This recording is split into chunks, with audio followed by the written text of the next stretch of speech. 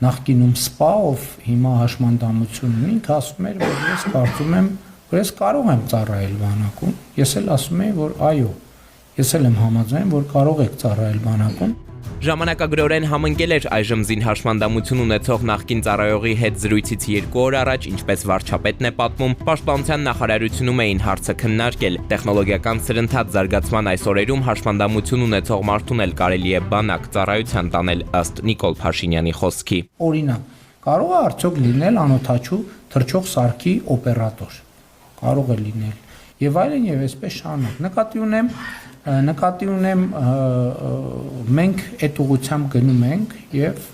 ինչքան հնարավոր է օրենսդրություն լավարկելու ենք։ Կառավարությունը վերջերս դարձյալ վերանայեց առողջական այն խնդիրների ցանկը, որոնք խոչընդոտում են պարտադիր ժամկետային զինծառայություն անցնելուն։ Գործընթացը պատրաստվում են կրկնել, ցուցակը դարձյալ աչքի տակով կանցկացնեն։ Մոնիտորինգը փորձը ցույց է տալիս վերջին տարիների, որ միանշանակ, երբ որ խոսք է գնում ցանկը, այսպես վերանայելու մասին, հա, դա նշանակում է ցանկը սեղմվում է։ Փորձագետը չի էլ կասկածում, որ երբ գործադիրից նմանօրինակ հայտարարություններ են հնչում, ենթատեքստում մշտապես թաքնված է լինում պարտադիր ծառայությանը խոչընդոտող հիվանդությունների ցանկի կրճատումը, ոչ երբեք ավելացումը։ Իհարկե, նախկին զինծառայողը, ով հաշմանդամությունը ստացել է զինծառայության մեջ, նրա մտքերը, անցյալը, երազները, ինչու՞ չէ նաև ներկան պարփակված է զինծառայությունով եւ այո, այս մարդիկ այլտեղ իրենց չեն էլ տեսնում, բնականաբար ինչ որ ձևով կարող են ինչ որ այսպես օգտակար գործ իրականացնեն, բայց եթե սա վերաբերվում է քաղաքականությանը, ոչ թե անձին, ապա քաղաքականությունը պետք է լինի շատ հիմնարար։ Վարդանյանը հիշեցնում է, անցած տարի էր կառավարությունը մեկ որոշմամբ օրինակ Նոկտրուրիա գիշերային անմիզապահություն ունեցողների հարցը լուծեց, նրանք սահմանափակումներով, բայց պիտանի դարձան զինծառայության համար, փաստացի հիմա հերթում առողջական առավել սուր խնդիրներ ունեցողներն են, գուցե նրանց էլ առաջիկայում բանակ տանեն։ Բայց ոչինչ, որ անօթաչուների վրա ծառայողները, այդ մարդիկ սովորաբար ճնշող մեծամասնություն, դա գրոհային ստորաբաժանումների օժանդակ օղակներ են։ Այսինքն անհրաժեշտության դեպքում գրոհային ստորաբաժանումների հետ անօթաչուների անձնակազմերը նաև տեղաշարժում են, այդ մարդիկ զինված են, այդ մարդիկ կարող են մարդ ընդունել։ Ռազմական փորձագետն էլ համոզված է, որ կառավարությունն ըստ էության այս կերպ փորձելու է զինանձնակազմի պակասող թվաքանակի խնդիրը լուծել, որի առջև Նահապետյանի խոսքով ուզած թե չուզած այսպես թե այնպես կանգնելու է որոշ ժամանակ անց պարտադիր ծառայության ժամկետը 24-ից 18 ամիս դարձնելու պատճառով։ Չնայած Պաշտպանության նախարարն այս ընթացքում բազմաթիվ հիմնավորումներ է բերել, թե զինծառայողների թվաքանակի հարցը պայմանագրայինների ավելացմամբ հիմա նույնիսկ արդեն լուծել են, հետագայում խնդիրներ չեն առաջանա։ Ենթատեքստով հասկանալի է, որ անձնակազմի թվաքանակ են ուզում հիվանդների հաշվին առողջներին ազատել, լավ փողով ազատվում ես տարբեր պատրվակներով, այսինքն ունե որ խավին ազատում են բանակից սողանցներն են մեծացնում, չունե որ խավին զորակոչվում են բանակ։ Հակոտնի այն մեկը մեկին հակասում է։ Անտրամաբանական է, եթե դու 24 ամիսը 18 ես սարքում, բանակի թվաքանակը կրճատում ես, չէ՞։ 25%-ով 1/100-ով կրճատում ես դու, բայց եթե կրճատում ես, ինչու՞ ես հիվանդությունների ցանկը կրճատում, որ շատ մարդ զորակոչես։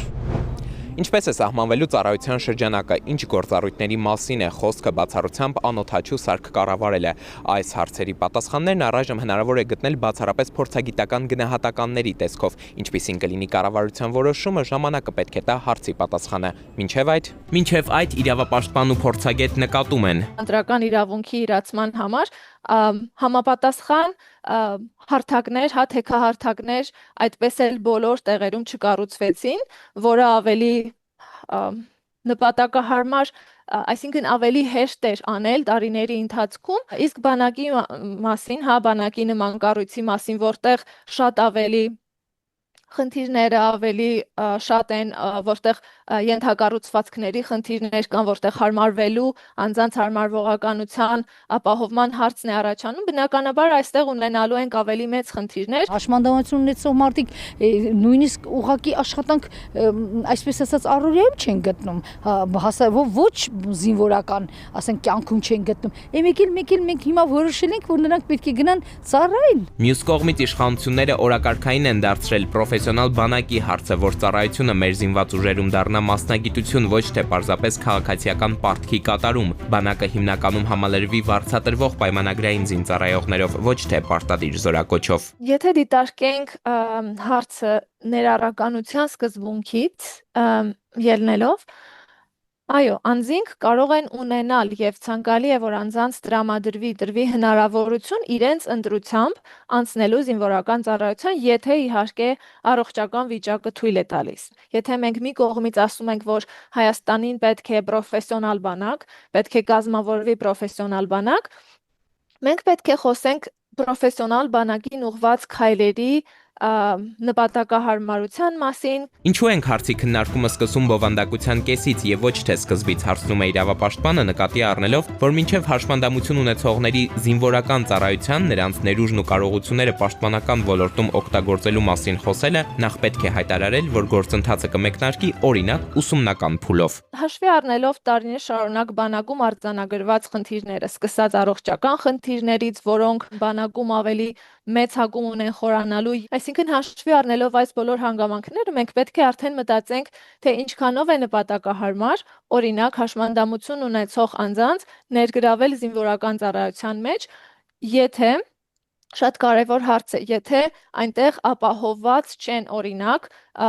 տարական պայմանները։ Զինված ուժերի համալրման ու ծառայության ձևաչափերի մասին այս քննարկումը ըստ էության նեղ մասնագիտական դաշտից դուրս է եւ բախվում է անվտանգային հաշվարկներին, սոցիալական մոտեցումներին ու մարդակենտրոն քաղաքականության վերաբերյալ պատկերացումներին։ Ըստ մասնագետների, այստեղ հարցը միայն ծառայելու կամ չծառայելու մասին չէ, այն հնարավորությունների ու պատասխանատվության այն սահմանագիծն է, որից այն կողմ արդեն սկսվում են ռիսկերը։ Իսկ թեման վարչապետը բացել էր պատասխանելով լրագրողի հարցին։ Բանակում չծառայած քաղաքական ընդդիմախոսների հարցը քննչական կոմիտեն արագորեն քննության է առնում, իսկ որտեղ են մնում գործող պաշտոնյաները, պաշտոնավարող նախարարների մերձավոր ազգականները, ու այստեղ մի հարցել է առաջ գալիս, նրանց արյունը կապույտ է։ Էդուարդ Պողոսյան, Վահրամ Ավոյան, Սուրան Գյուն։